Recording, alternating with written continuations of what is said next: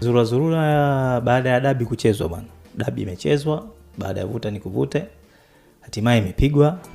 Alipigwa, aliyeshinda kashinda.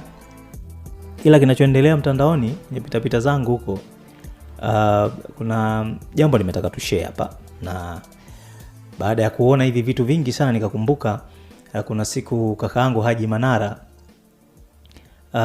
aliongea kuhusiana na swala la kutaka kuanzisha chama cha mashabiki, chama cha kutetea haki za mashabiki. Jambo zuri sana na inshallah Mwenyezi Mungu atakujalia utalifanikisha hilo swala. Ila nataka nishare kitu kidogo na kakaangu Haji Manara, kama utapata kuiona clip. Hiko chama cha mashabiki ambacho inshallah Mungu akikujalia utakianzisha kwa ajili ya kutetea haki za mashabiki. Lakini mbali na kuweka hiyo misingi ya kutetea haki na nafasi ya mashabiki katika soka, lakini pia kama kutakuwa na kipengele cha nidhamu, itapendeza kama ukiweka mipaka ya mashabiki, ukomo wa mashabiki kuongea au kutoa maoni au kushauri. Maana kuna mashabiki wanaongea too much. Unakuta shabiki anamsemesha tajiri wa timu kana kwamba anasemesha mtoto wake. Kebehi, matusi, yani ni kawaida tu. Mechi imeisha tu juzi ile ya Simba na Yanga. Mtu live on TV anaekewa mic anasema yani kesho Mangungu hataki kufika hata ofisini. Mimi like what? Hivi kweli tunajua mashabiki ndio wenye timu, tunaheshimu hilo. Mashabiki ndio wenye timu kweli kabisa.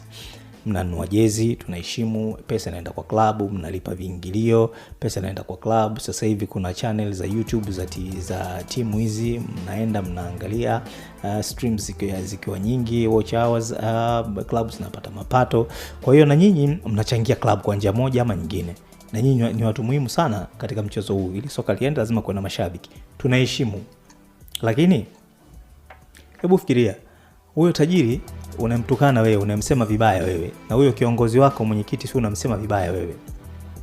Hata yeye ananunua jezi kama unavyonunua wewe, na yeye pia ni shabiki wa hiyo klabu kama ulivyokuwa shabiki wewe, na yeye pia ana kadi ya wanachama na anailipia kama unavyolipia wewe. Yeye pia anatoa nguvu yake na muda wake kama unavyotoa wewe. Tena yeye kwake ni wajibu, ni lazima, kwa sababu ni kazi yake. Sawa. Lakini pia hiyo furaha unaoitaka wewe na yeye pia anaitaka vile vile. Na kikubwa zaidi, yeye anawekeza pesa zaidi.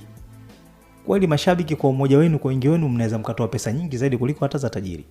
Lakini kumbukeni hivi vilabu kabla ya matajiri vilikuwaje? Leo unasema tu mtu, "Mwa tuachie timu yetu, mwa tuachie timu."